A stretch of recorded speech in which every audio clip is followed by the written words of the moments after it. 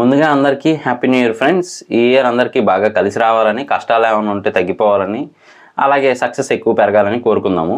So ఇక రివ్యూలోకి వెళ్ళిపోతే కనుక, ఒక అమ్మాయిని ప్రేమించి పెళ్లి చేసుకొని ఓన్లీ ఒక ఆవిడ మాట విని ఏకంగా టెర్రరిజం గ్రూప్లో జాయిన్ అవుతారనమాట. ఒక ఫ్యామిలీ అదే కాకుండా వాళ్ళ ప్రాణాలను కూడా త్యాగం చేస్తారు. సో దీనికి సంబంధించి ఆల్రెడీ హాఫ్ ఎపిసోడ్స్ అయితే రివ్యూ చేసాము.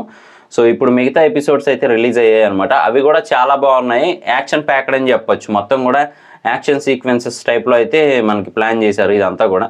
సో చాలా బాగుంది. అలాగే ఒక ట్విస్ట్ అయితే చాలా బాగుంది అనమాట.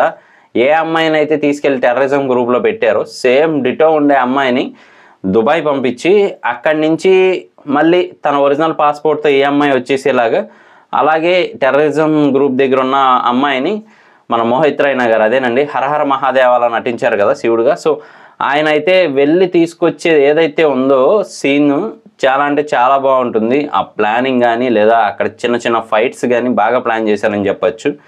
ఎలివేషన్ సీన్స్ కూడా బాగా పెట్టారు ఆయనకి. సో ద ఫ్రీలాన్సర్ అనే దానికి కరెక్ట్గా అయితే చూపించారు మొత్తం కూడా మనకి. సో ఆవిడని ఎలా తీసుకొచ్చారు ఏంటి హైలైట్గా పెట్టడంతో పాటు ఏకంగా గవర్నమెంట్స్నే షేక్ చేసే టైప్లో అయితే మన మోహిత్ రైనా గారి క్యారెక్టర్ని డిజైన్ చేశారు. అలాగే అనుపమ్ ఖేర్ గారి క్యారెక్టర్ నెక్స్ట్ లెవెల్ అని చెప్పొచ్చు. మెయిన్ హైలైట్ అని కూడా చెప్పొచ్చు ఈ వెబ్ సిరీస్కి అయితే మాత్రం. చాలా బాగుంది. డిజ్నీ ప్లస్ హాట్స్టార్లో అయితే అవైలబుల్గా ఉంది. సో ఆ అమ్మాయిని ఎలాగైనా తీసుకురావటము, అలాగే తన హస్బెండ్ మిగతా ఎవరైతే ఉన్నారో అక్కడ మెయిన్గా, సో వాళ్ళందరినీ కూడా ఎలా ఫేస్ చేస్తూ తీసుకొచ్చాడనేది హైలైట్గా అయితే పెట్టారనమాట.